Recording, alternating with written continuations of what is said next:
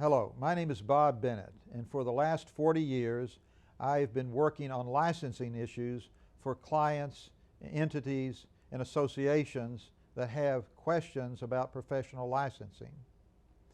The reason I'm here today, though, is to talk to you about the USMLE and the potential and maybe the actuality that you've received what's known as an irregular behavior letter from USMLE. But let me give you a little background. Starting over 5 years ago, we were involved in what was known as the Optima University investigation.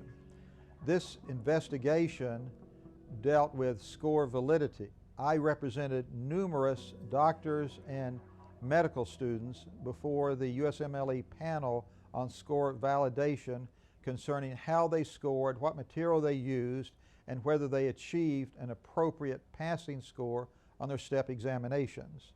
Now, we all know the importance of the step examinations. If you don't pass them, your medical career is over.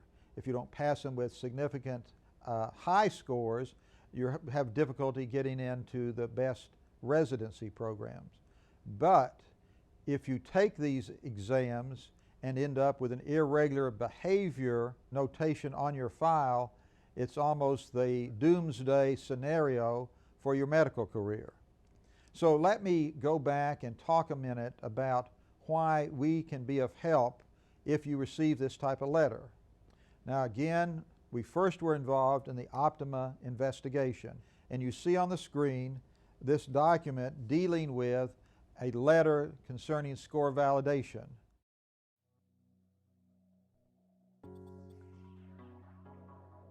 Based on over 5 years of experience in dealing with the USMLE, we feel that we have the right staff, background, and tenacity to represent you if you've received an irregular behavior letter. Now, the USMLE irregular behavior letter talks about the fact that you cannot engage in any activity that subverts or attempts to subvert the examination process. That's a pretty wide statement, a pretty broad stroke. We've had clients that have written down information during the test, put that in the pocket, and walked out. That got an irregular behavior letter. We've had clients that have taken material into the exam, have left in an inappropriate time, have appeared to be moving around too much.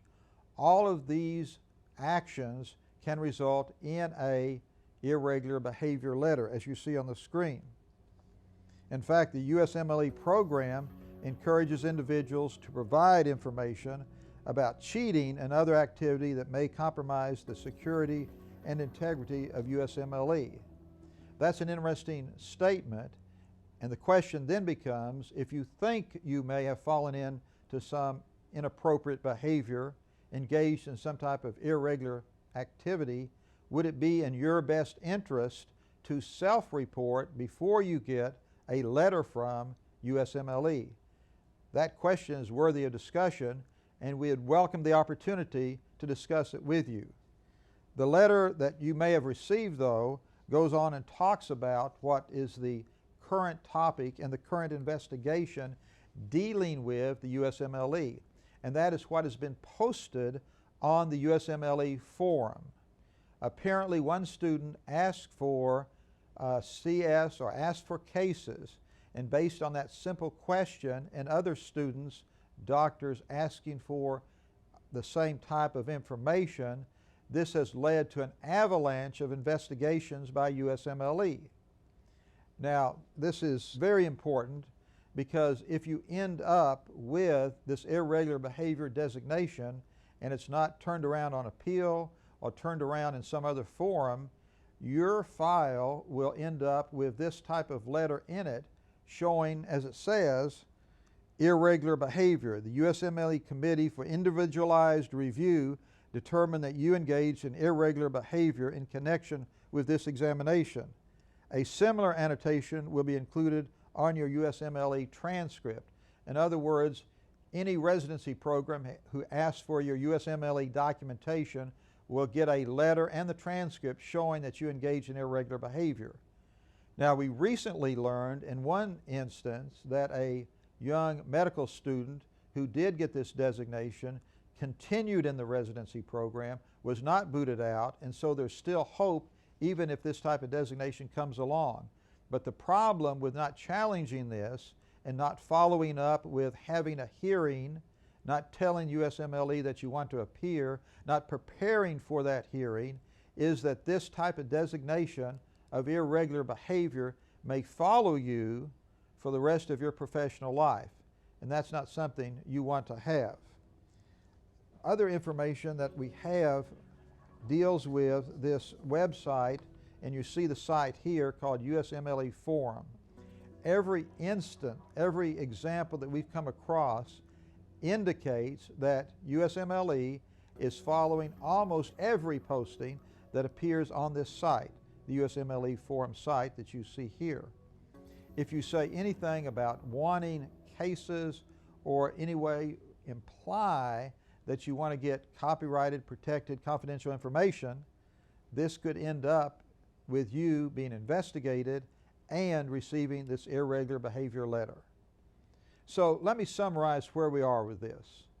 For the last 40 years, we've represented individuals like yourself who have been involved in licensing concerns, licensing hearings.